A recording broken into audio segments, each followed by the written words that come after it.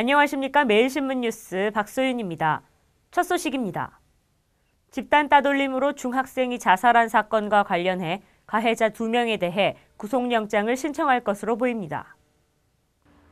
사건을 수사하고 있는 대구 수성경찰서는 가해 학생들에 대해 구속영장을 신청하기 위해 관련 법을 검토하고 있다고 밝혔습니다.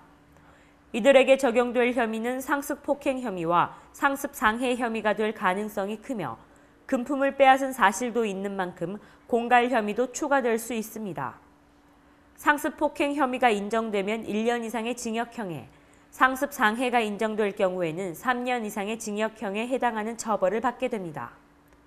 경찰 관계자는 숨진 A군의 시신 곳곳에서 상습적인 폭행으로 생긴 멍자국이 많이 발견되고 가해자로 지목된 학생들도 폭행 사실을 시인하고 있어 영장을 신청한다고 밝혔습니다. 최근 집단 따돌림으로 자살한 중학생 사건과 관련해 학교와 교사가 제3의 가해자로 질타를 받고 있습니다. 학교와 학생 간의 신뢰 회복을 위한 방안이 필요한 때입니다. 대구의 중학생 자살 사건 파문으로 공교육 시스템과 교사 전체가 불신을 받는 상황이 벌어지면서 학부모와 교사들의 걱정스러운 우려가 높아지고 있습니다.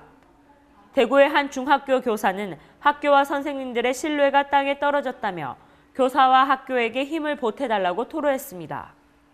학교 폭력에 대한 근본적인 대책을 세우고 해소할 곳은 최종적으로 교육 현장이기 때문에 이번 사건을 계기로 교직의 풍토도 바뀌어야 한다는 목소리가 교사들로부터 나오고 있습니다.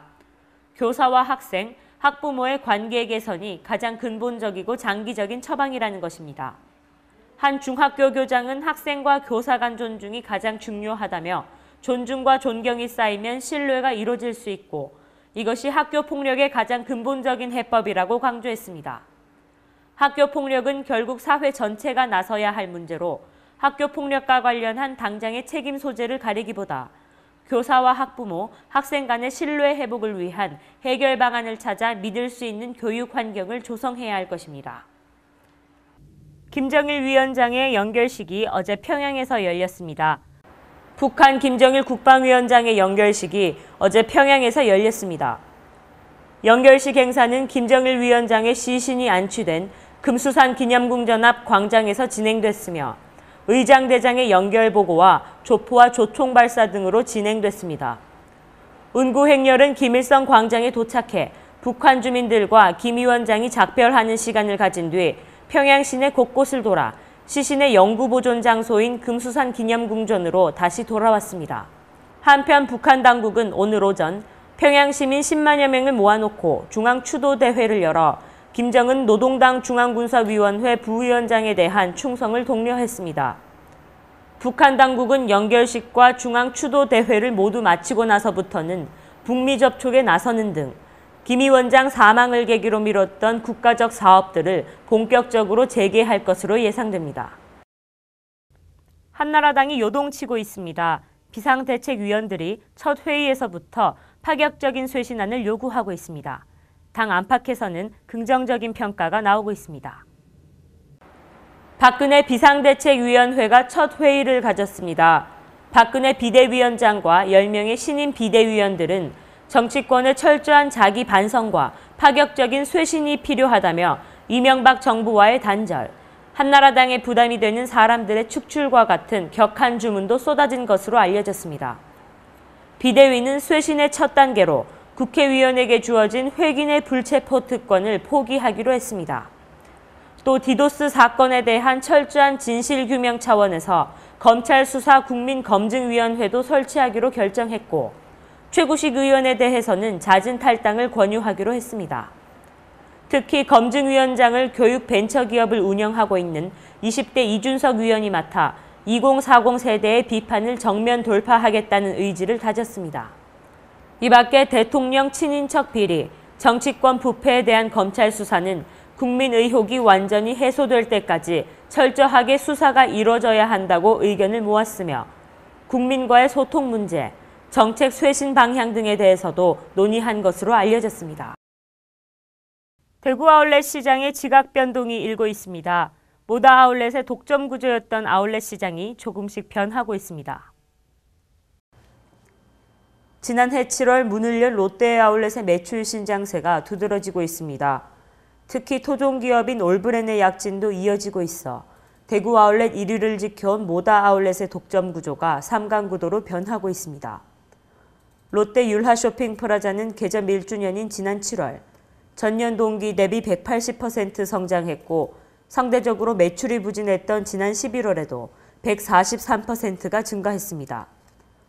롯데 쇼핑 프라자는 도시철도 1호선 율하역과 연결돼 있는 데다 세계 육상 선수권 대회 기간 동안 육상 스타들이 매장을 방문하면서 브랜드 밸류가 한층 높아졌다고 밝혔습니다. 저희 점이 고객님들에게 전략적으로 어필하는 이유는 일단 값싼 상품을 바탕으로 일단 백화점 수준의 서비스를 제공하려고 최선을 다하고 있습니다. 토종기업인 북구 유통단지 내 올브랜의 약진도 두드러지고 있습니다.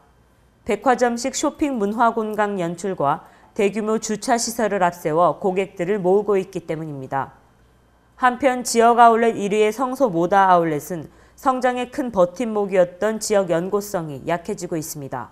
토종 자본으로 설립됐지만 지난해 지분의 상당수가 외지로 넘어갔고 최근에는 주거래은행도 대구은행에서 서울에 본사를 둔 은행으로 변경됐습니다.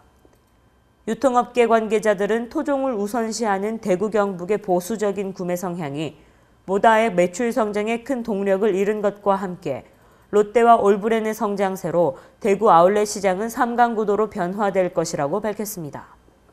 김범일 대구시장이 연말을 맞아 송년 메시지를 전했습니다. 김범일 대구시장은 세계 육상 선수권 대회를 최고의 대회로 개최해 세계 두 번째로 국제 육상 도시에 지정되는 등 대구의 브랜드 가치를 크게 높인 데 대해 대구 경북 시도민들에게 고마움을 전했습니다. 김 시장은 2011년을 대기업 유치 원년으로 선포하고 기업하기 좋은 첨단 산업 도시를 만드는 데 주력했다고도 말했습니다. 또 영남권 5개 시도가 긴밀히 협의해 내년 대선 때는 반드시 공약에 반영시켜 신공항 건설을 성사시키도록 최선을 다하겠다고 다짐했습니다. 또 내년에는 영남권 신공항이 대통령 공약에 꼭 반영되도록 우리 지역 정치, 경제, 학계, 또 시민 역량을 모아서 반드시 공약에 반영돼서 착공될 수 있도록 그렇게 노력을 해 나가겠습니다.